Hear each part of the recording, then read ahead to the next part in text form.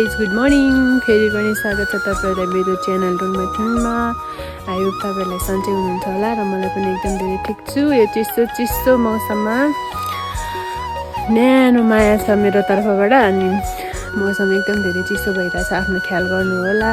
अनि यतातिर चाहिँ मौसम यस्तो भइरहेछ, 9 बजिसक्यो होइन, यस्तो भइरहेको छ। अनि पुरा पानी जस्तो सानो सानो थोपाहरू झरेर त्यो शीत हो कि के हो थाहा छैन, तर त्यस्तो झरेर छ हाम्रो यतातिर चाहिँ। तपाईँहरूतिर चाहिँ कस्तो छ? सो आज चाहिँ हामी दाउरा काट्न जान लागेको जङ्गल। अनि 9 बजिसक्यो, यस्तो छ मौसम। अनि भए पनि अब घरमा बसिराख्नु त भएन, मौसम यस्तो छ भनेर पनि। यस्तो त्यही भएर अब जङ्गलमा दाउरा भेट्दैन थाहा छैन, तर पनि खोज्न जानेछौँ।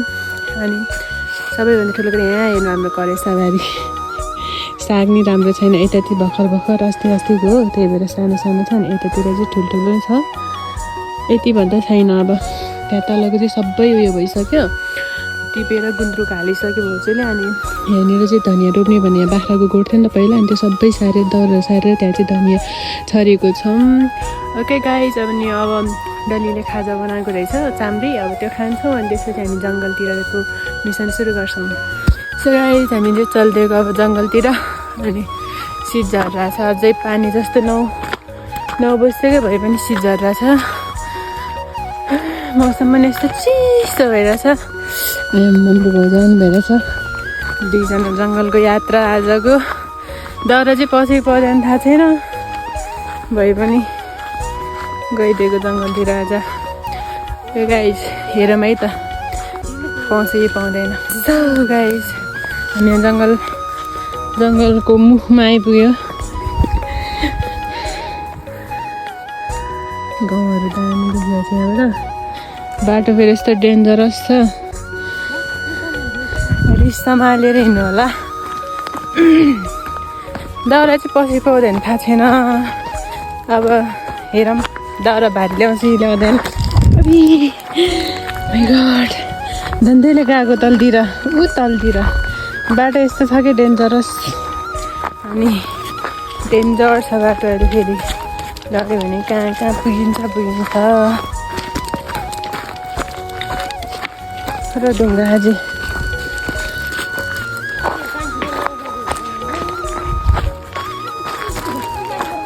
हाई।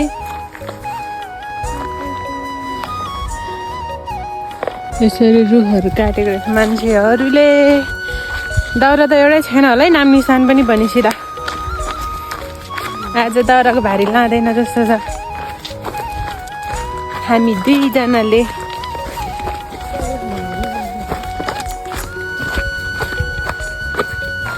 सुगाइदिन्छ जङ्गलभित्र होइन, भाउजू चाहिँ त्यहाँ दाउरा काट्नु भएर त्यो मान्छेहरूले सानो सानो रुखहरू ढालेर राखेको रहेछ।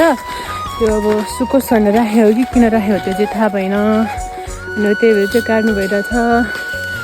अनि मैले चाहिँ खुर्बा नपाएर यहाँ कचिया ल्याएको थियो। अब यसले दाउरा काट्न मिल्दैन। अब म चाहिँ यस्तो सालको पातहरू, अब सालको सानो भुइँको घाँसहरू काट्छु म चाहिँ। बाटो त फेरि यस्तो पो छ त। म चाहिँ अब घाँस काट्छु साथीहरू। यतातिर नि अस्ति मैले काटेको थियो, सो एउटै छैन है। अनि अब चाहिँ यतातिर अलि छ, यतातिर यस्तोहरू। अनि यतातिर मम्मी र मैले अस्ति नै काटेको थियो। अनि यहाँनिर यतातिर काट्छौँ।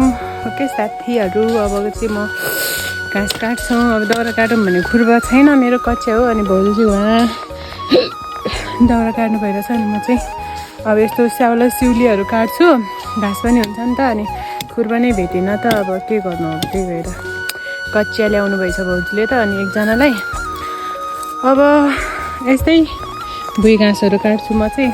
बाख्रा पनि छ नि त, अब घाँस पनि हुन्छ। अनि मौसम यस्तो धेरै चिसो छ। अनि आजभोलि बारीतिर घाँस पनि हुँदैन। सो गाइज अब चाहिँ म घाँस काट्छु।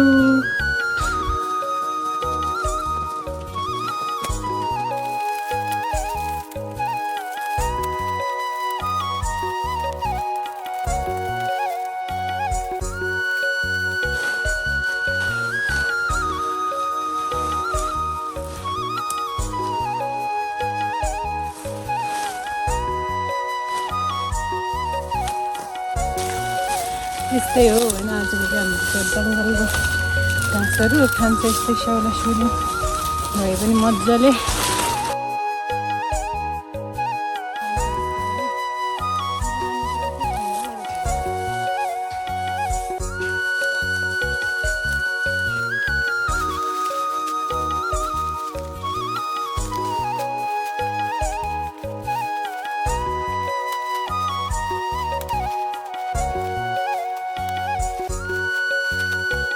सो गाइस अहिले चाहिँ हाम्रो भारी पुगिसक्यो अनि अब भारी माथि लानुपर्छ भारी हाल्नुको लागि घाँस माथि उसार्नुपर्छ भाउजूले चाहिँ उतातिरको घाँसहरू लिन जानुभएको छ कोही उता छ कोही यता कोही कता कता छ उहाँ माथि लानुपर्छ यहाँ 2 मिनट छ यस्तो गाइस लानु सक्छ कि सक्दैन हेरौँ बाटो यस्तो छ नि त सो अब घाँस पुगेर जान्छौँ दिनका सो गाइस भारी पुग्यो हाम्रो बल्ल तल्ल अनि घाँस पनि यहाँ माथि ओसारेर सकिसक्यो अनि भाउजूले चाहिँ यहाँनिर दाउराहरू भारी हाल्नु लाग्नु भएको छ घाँस चाहिँ 7 मुठो भएछ दाउरा चाहिँ होते कि अर्कोमा ताबी थाहा छ उन्दर तोचाङमा यहाँनिर एकजनालाई भारी हाल्ने रे अनि एकजना ऊ माथि हाल्ने रे दाउरा भारी माथि छ अरे दाउरा सो गाइस जब हामी भारी हाल्छौँ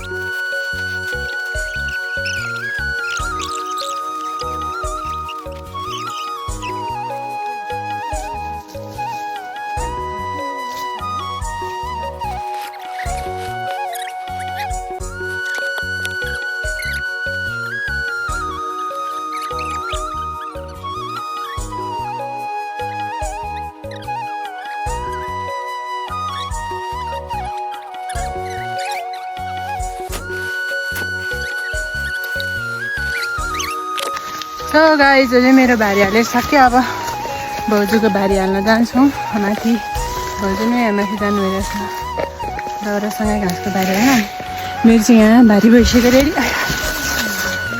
खै अब एकछिन पछि भेट्छौँ साथीहरू सो गाइस भारी बोकेर जाँदैछ हामी चाहिँ बाटो यस्तो नराम्रो छ एउटा चप्पलमा एउटा खुट्टामा चप्पल छ मेरो एउटामा छैन बाटो यस्तो छ सो अब एकैचोटि माथि डाँडामा पुगेर भेट्छौँ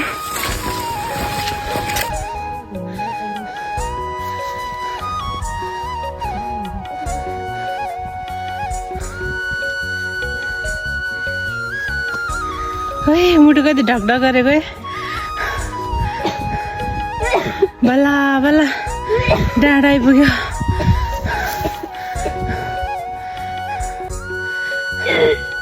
म चाहिँ ढले म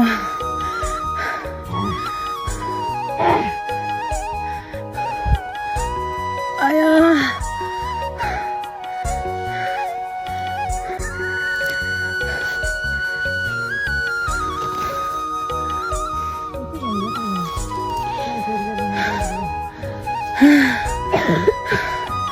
कति महिनापछि भारी बोकेर क्या यस्तो भएको चाहिँ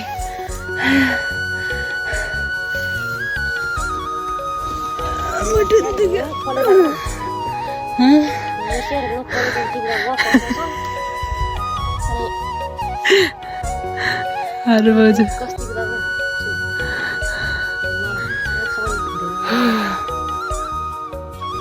सिंह कति फिर यार डल्ला डल्ला डाँडा आइपुगेँ कति महिनापछि भारी बोकेको त मुटु नै झर्न लाग्यो जस्तो हुँदो रहेछ साथीहरू अब 11 बजिसक्यो हामी बिहान 9 बजी गएको थियौँ नि त 11 बजी अनि बल्ल तपाईँ हामी डाँडामा आइपुग्यो अब घर पुगेर भेट्छौँ बाई सो गाइस बल्ल तल्ल घर आइपुग्यौँ हामी कति 9 बजीतिर गएको थियौँ अनि अहिले चाहिँ 11 बज्यौँ अनि अब नुहाउँछु नुहाइ धुवाइ गर्छौँ अनि त्यसपछि खाना खाएर पढ्न जान्छु गाइस अब नेक्स्ट ब्लगमा भेटौँला जे जस्तो भए पनि माया गरिदिनु होला नि गाइस बाई बाई